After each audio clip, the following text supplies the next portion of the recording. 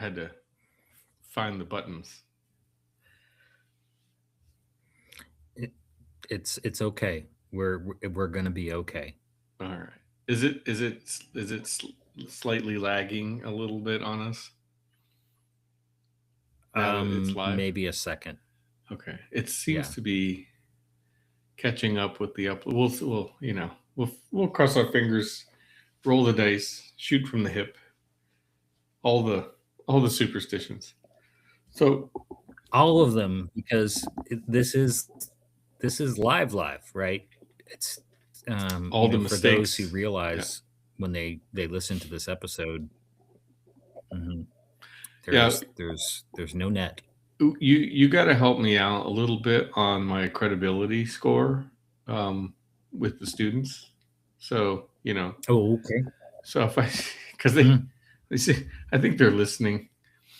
They don't they hint at listening. So there's a good handful. Nobody is yet to cast aspersions um, about the podcast and my own credibility. But any chance I get to try and bolster my credibility through smart people like you, then you help me out here. So yeah, I heard a comment No yesterday in class. aspersions, No aspersions. only None. bolstering. No aspersions taken. So we do need to start working on the t-shirt concept for the conference. Yes. Yeah. So we need to start. And we got to decide, like, are we doing a sketch thing? Oh, yeah. Maybe we should decide that during episode 200. Oh yeah, we could do that too. Yeah, we're getting close. We're real close. Hopefully you're maintaining the patience of our potential guests, right? Mm-hmm. Keeping them okay, fair. Apologizing on my behalf, and so on, so forth, yada yada. It's all Kurt's fault. No aspersions. No aspersions. None. I don't know where this is all. I think to the audience, to the general audience, we need to all lift Kurt up tonight. Kind of as we're doing episode 198, we just all need to say, think good thoughts for Kurt, because he seems a little stretched thin. Thanks. Yeah, thanks. I appreciate that.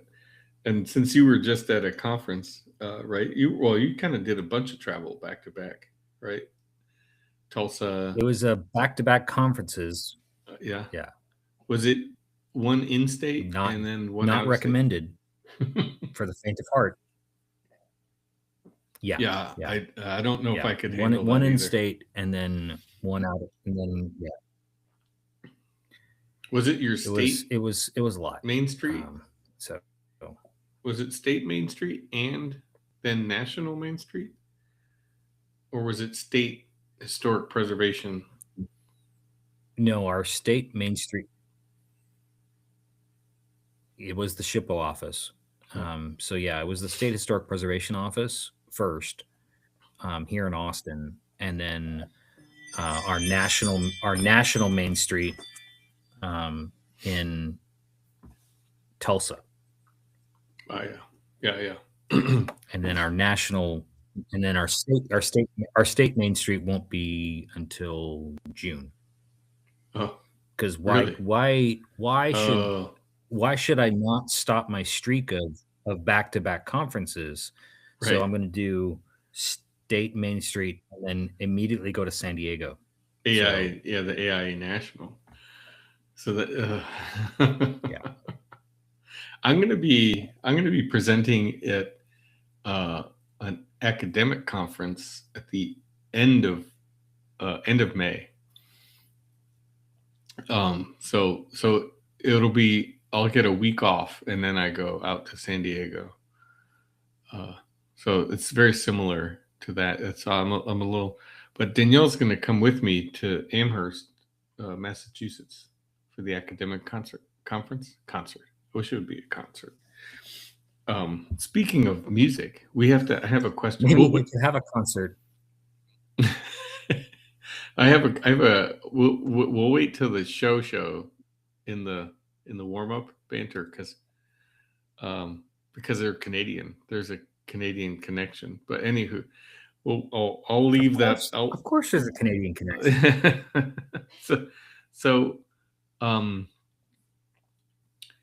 Danielle's going to come with me to Amherst. I'm going to UMass Amherst for the Environmental Design Research Association, I think is what it's called, EDRA conference. I'm delivering a workshop on like a AI for architecture hackathon.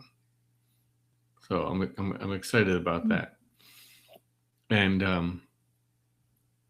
then come back and go to San. That's why I'm like literally I'm gonna treat San Diego like a vacation.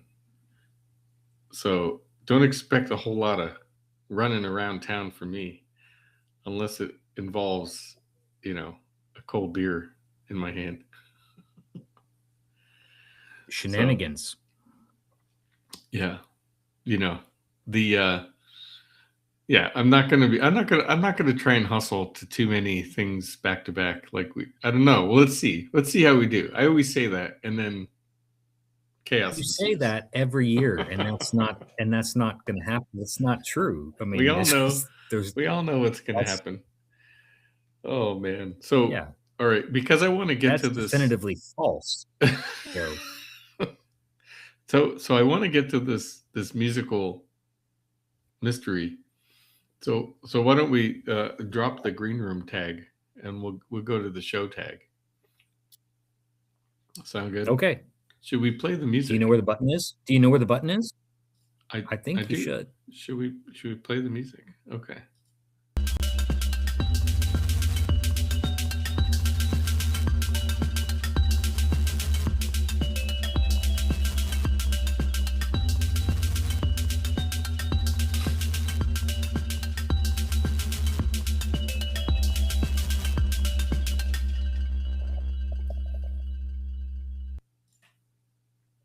Found the button, Jamie. Welcome to the show. I saw. I mean, you even were like that. Might have even been like a Kurt dance move right there. Dance. I mean, for the folks just joining us, welcome to the show. Number 198. I wanted to call it 398. I mean, it's very optimistic. So. Well, these days, yes. Yeah. I'm trying to turn it around, speed up life. Maybe it's because I want to get to the end of the semester, 2 more weeks.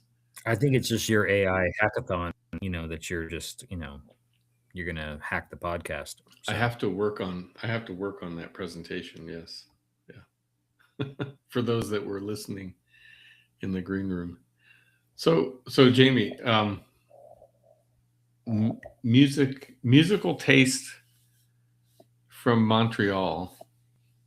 Have you heard the buzz about this duo called Engine de Poutrine? I think I pronounced it decently. You were just waiting so patiently to bring up this. Yeah, you were just like, man, maybe I've got the Quebecois kid stumped. And I thought maybe there was a shot. And no, sir, you do not. Because no, because the algorithms know, like, shit, Jamie talks about being Canadian probably every other episode. It is part of my identity. We are ever present in your United States of America. And now you see the kind of surrealism that is coming out of north of the border. They're not new though. I think they've been around since No. 2018 or 19 as a group putting out. So they're like this. What do they call it? Like math rock, microtonal, uh, high art math, like math based, time signature, complex math rock or whatever. It's cool. I enjoy it. Plus they wear these crazy costumes. They don't speak a recognizable language. Let's say it sounds alien. Their costumes light up, and it's only two people. It also might be French. Oh, but well, French Canadian, no? We don't know. Yeah. But yeah. Oh yeah, they're totally French Canadians. So yeah. Oh, it doesn't. Does it sound French? It doesn't really sound French. What they're saying. It sounds like robots. No. Well, but they are French Canadians. So yes, I mean, but no, but yes. So is that how Canadian French is spoken, like a robot? No. I know. But they're French Canadians. I miss so them. Yeah. So anyway, I thought I could stump you. But it's been all over. No. I looked at one thing this week and it's all over. It's everywhere. Yeah, they've had their viral moment,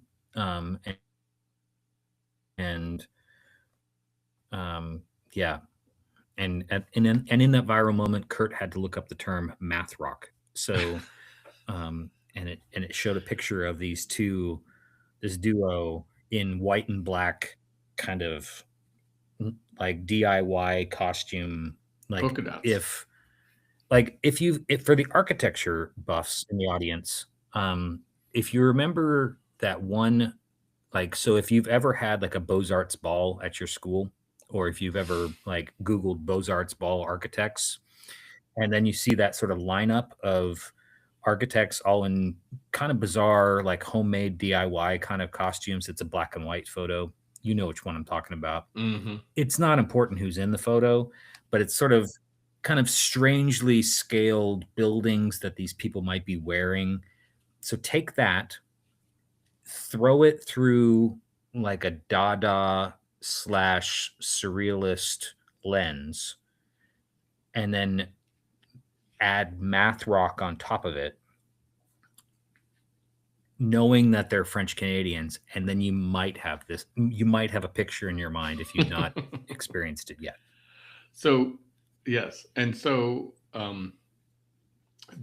our students and the University of Detroit Mercy students, I believe they combined to host their own Beaux-Arts ball, the AIS organizations, and it was on the night of my birthday, so I had birthday plans already, and the I tried to set them up before, they were talking about selling tickets and all that stuff to the Beaux-Arts ball, and I said, you have to dress like a building, it's a Beaux-Arts ball, and then all the pictures I saw, I think everybody was wearing suits, dress clothes, and I was a little sad. Maybe next year, maybe, Or you can suggest that they move it to the fall, and they do like an Architorture ball, and then it can be a Halloween theme. They should do both. You were involved totally. in AIS, just right? Ideas galore. Oh yeah. And so the big conference is coming to Detroit. I think it's in the fall, right? Whenever it is, the next one is going to be local. So the two nice. The two schools. Yeah, I spoke at it in Austin one year. Yeah, and so I'm excited for the they're all very busy working on fundraising for that and planning and all that sort of stuff. So it's going to be a busy year in Detroit next year. Also we have the Acadia conference coming to campus. I mean, Detroit's kind of well, you have that, and then you have the National Main Street Conference coming next year. So, I mean, Detroit, Yeah. it's where it's at. Yeah.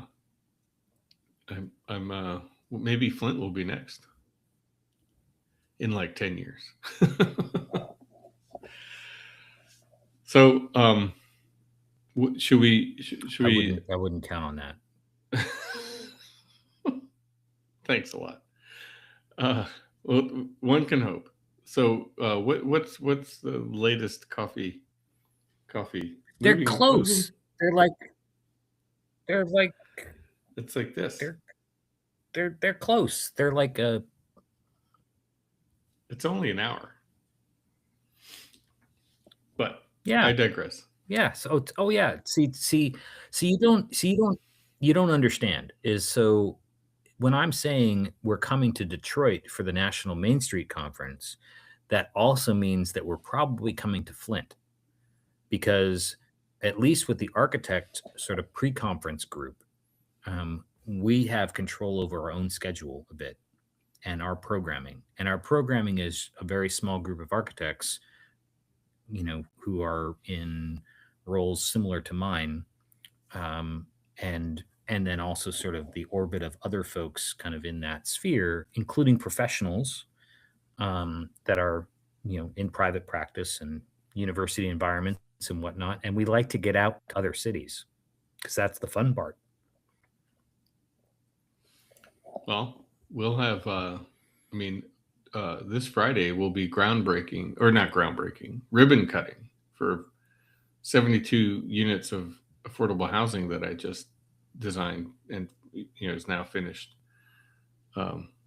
So there's going to be definitely some good affordable housing to come visit in Flint. Cheers to that. Congratulations. Yeah, thanks. It's I got to work on my little speech and figure out what I'm going to say to celebrate. But it'll be something I work on this week. So anyway, what are you drinking in the coffee cup? I have purchased the Intelligentsia. It's the Frequency blend, which is one that I've gotten in the past and decided to kind of, it's one of those circle back moments. It's the green raisin and brown sugar. So it's actually pretty good. I like it. Interesting. Solid medium roast. Yourself? What do you have? I believe we are in the midst of a bag of Dunkin' Donuts original, because it's not, so it's an in between. It's a tweener. We're gonna head toward a Cafe Bustelo bag shortly, right? So get back to the Puerto Rican brand, or at least the known name down there. But so, Dunkin', it's got like my East Coast love. So,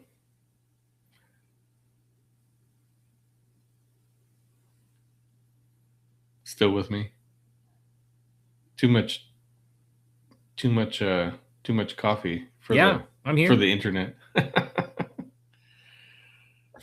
Too much coffee, yeah, and I was imagining when you were talking about Dunkin' Donuts, I just could see like Super Bowl ads of Dunkin' Donuts, and like I could imagine Kurt in like a jumpsuit. So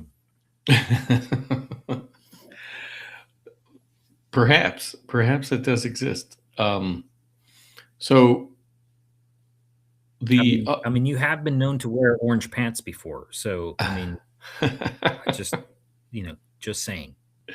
Before I'm working on trying to fit back into this.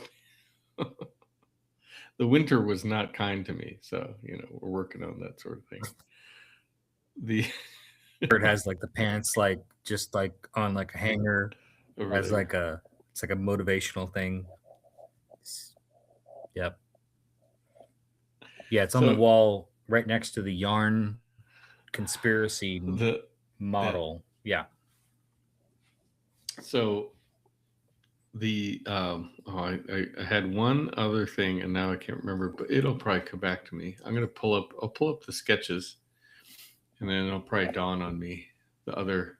Oh, coffee. I was dragging this afternoon pretty bad. I don't know why, I was kind of worn out, so I went and got some coffee at the farmers market spot.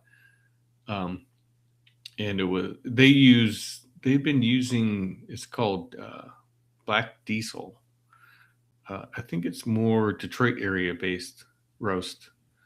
Um, and it's good. So they have a variety of different. I don't know what was on the brewer today. The pot. I don't know what was in the carafe at the coffee shop. Yeah, yeah, it does not appear. Yeah, because if I think if we had the black diesel flowing through Kurt's veins at this point, there would be like you would be firing on more cylinders than is physically possible. It's always one louder. so so you're gonna have to connect the dots here on the sketch a little bit. I'll do my best, because it's always fun to do the mystery. But for those that are watching, they can see the sketches. On the left, you can see a Rodin style. It's a The Thinker by Rodin, which Jamie has drawn um, numerous times and iterations. One day we could do a little. We could probably, Jamie might not like this, but we could do AI work to figure out how many of Batman, Spider-Man, Rodan, Venus, spaceman, astronauts, Canadian or American, and Pantheon. and then the Pantheon. We can tally this. Actually, that sounds like a fun project. We'll try and figure out.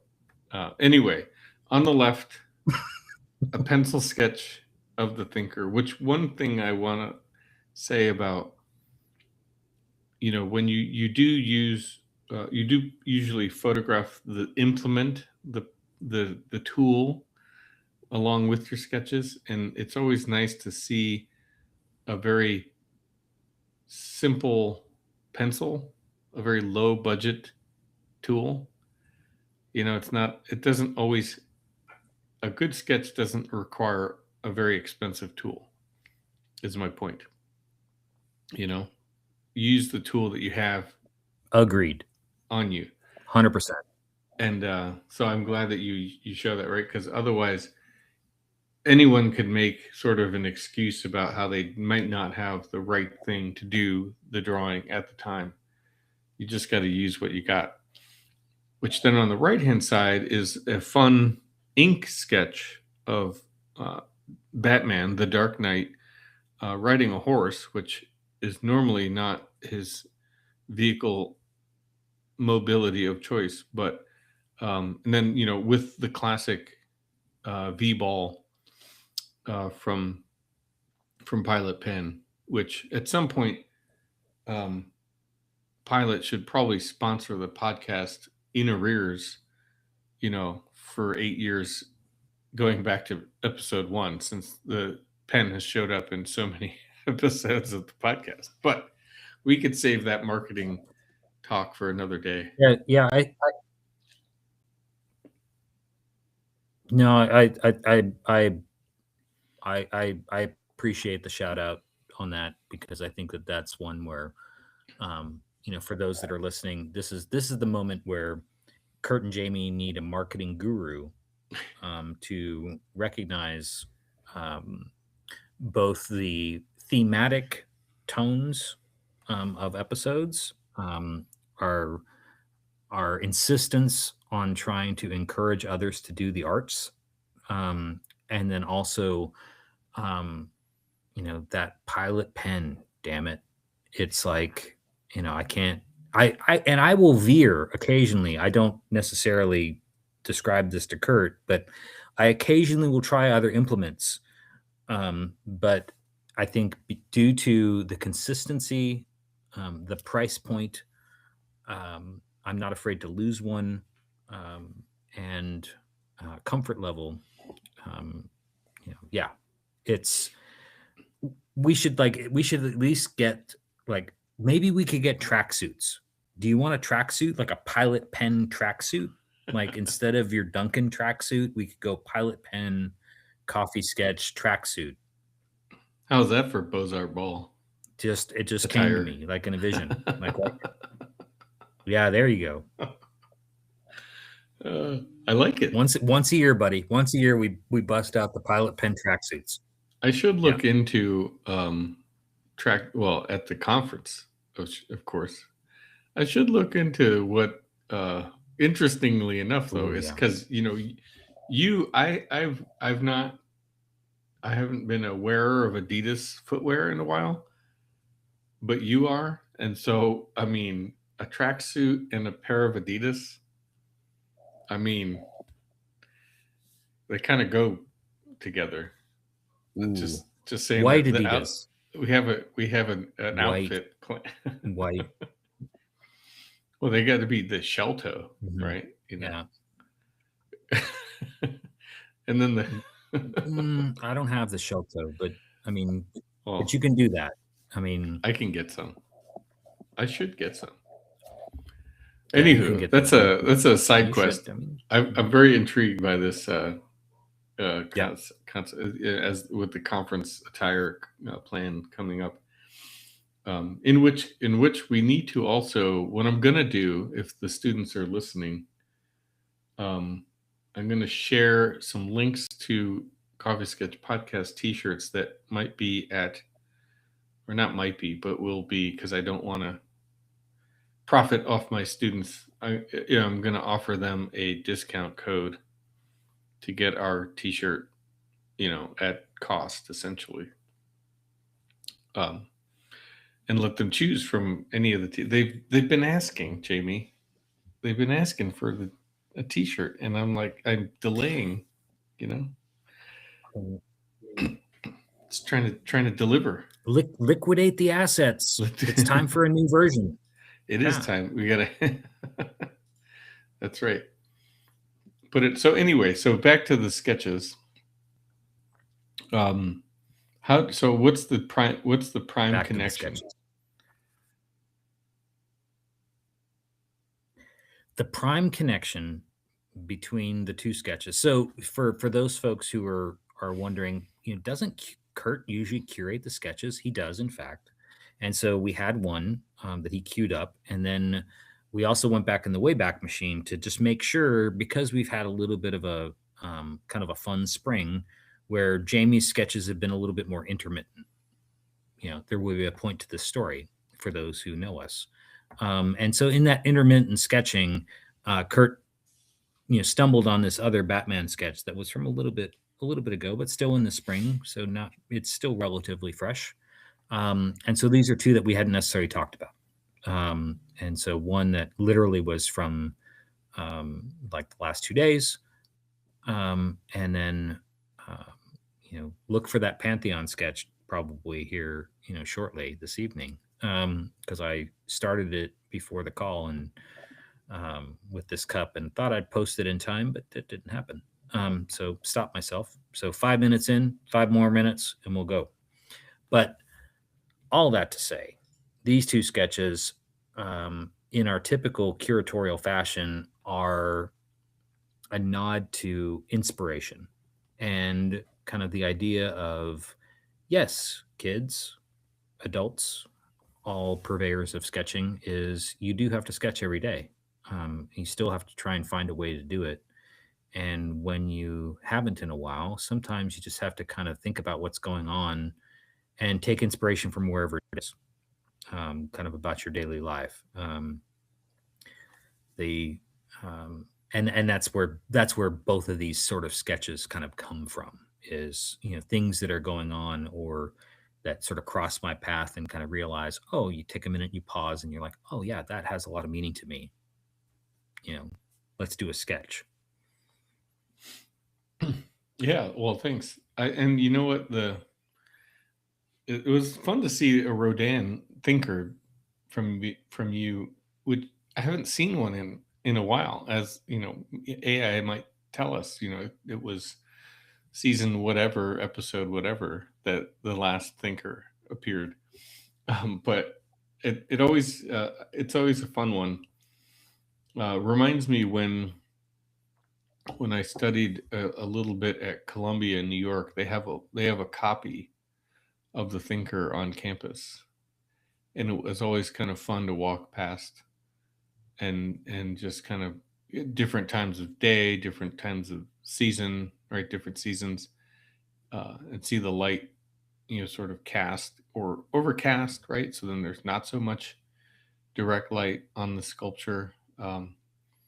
Is so being that it's a sketch of a physical piece of art, sculpture, compared to, say, on the right, which is a comic book reference or graphic novel reference. um so the artwork that lives in real life has the characteristics of sun and light and shadow.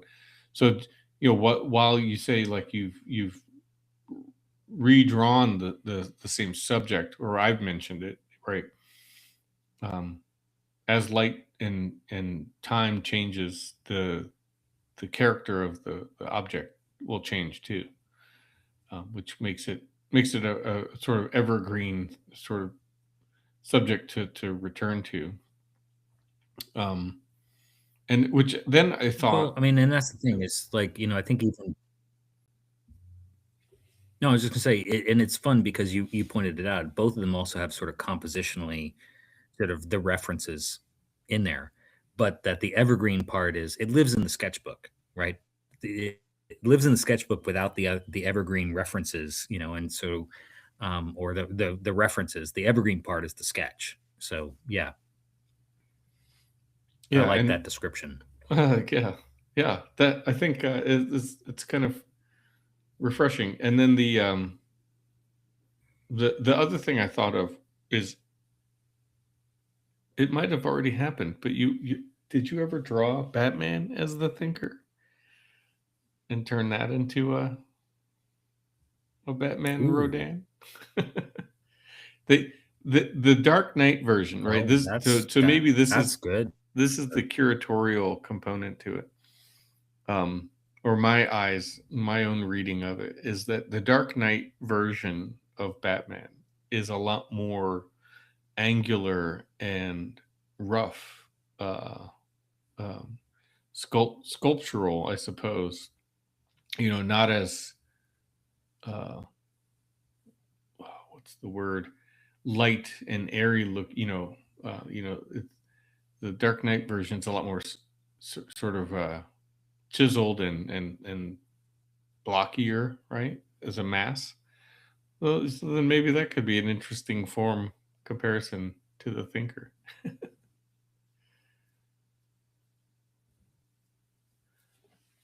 No, I think that's fantastic. And now you have just set me on this other trajectory, which I need sometimes, is sort of the artificial theme and prompt, to kind of, I mean, because here's the thing. So the sketches that we're looking at, even as you're saying that about sort of the Dark Knight and the way Frank Miller kind of references it, or renders it, I should say.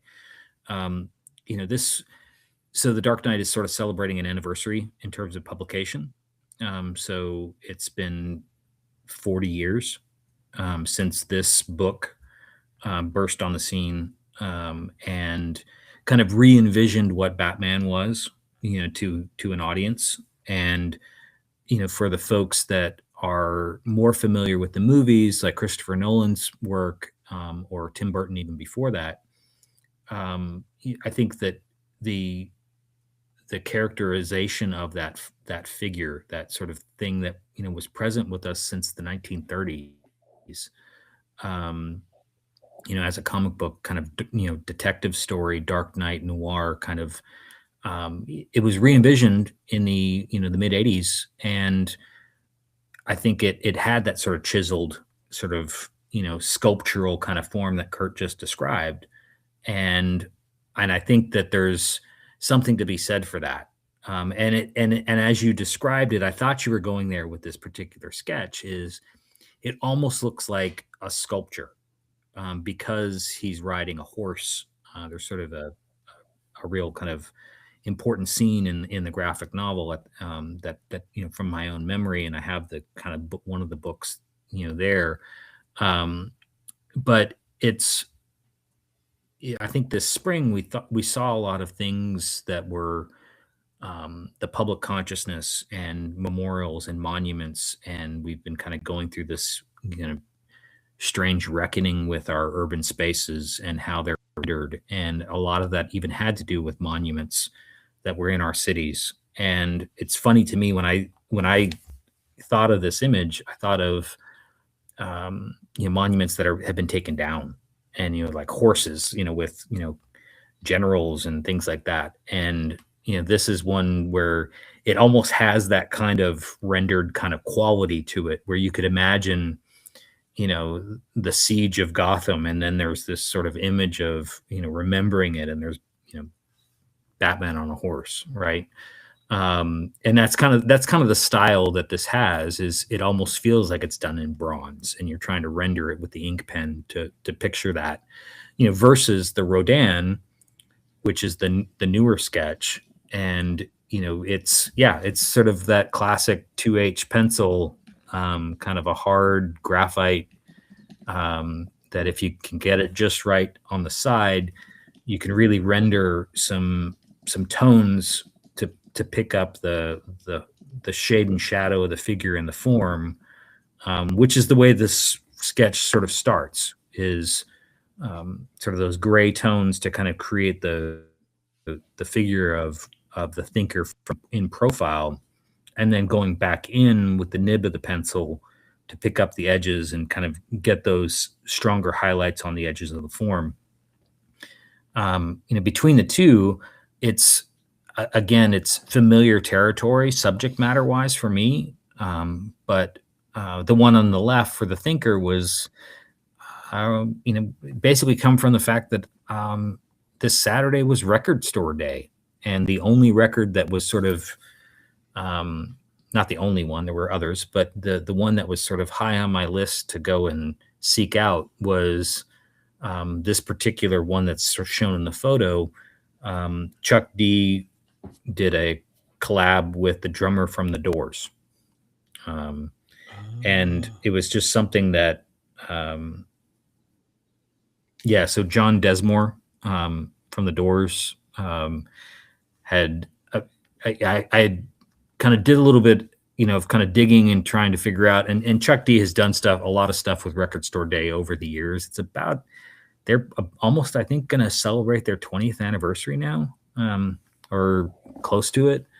But supporting independent businesses, and music, as Kurt and I have talked about before, is certainly an inspiration. So this record came out on Saturday, and was excited to go get it. And I've always thought of Chuck D as the thinker. And so it was like the first image that popped into my mind. And as Kurt rightly said, I probably haven't drawn any Rodin work in quite some time. But it was literally the first thing that in, and was excited to kind of bust out the sketchbook and put the record on. Yeah. And that's, it just reminds me that also then, Jack White did something special locally for Record Store Day. He had, a whole, um what was it, like, oh shoot, they were like unreleased songs or something about it, and then or they were live recordings or something like that, and then all the proceeds of the sales went to WXYZ, which is Detroit's public radio station, our local NPR in Detroit, Michigan. So, and it was pressed onto I think it was a red disc, I think, a red wax.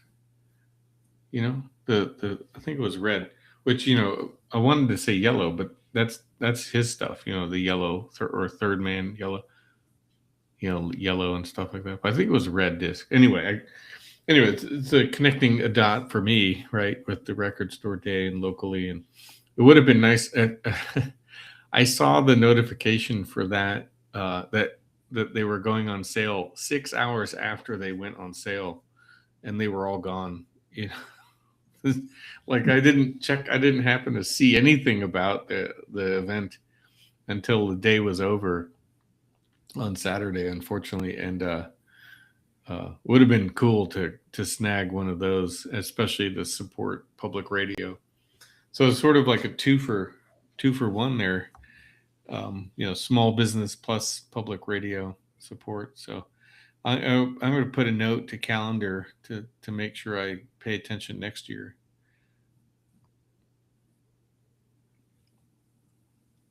So just after your birthday, I know, record store day. Yeah, I know. I got that'll make it easier to remember. So, yeah. Well, hold on a sec here. Give me a sec.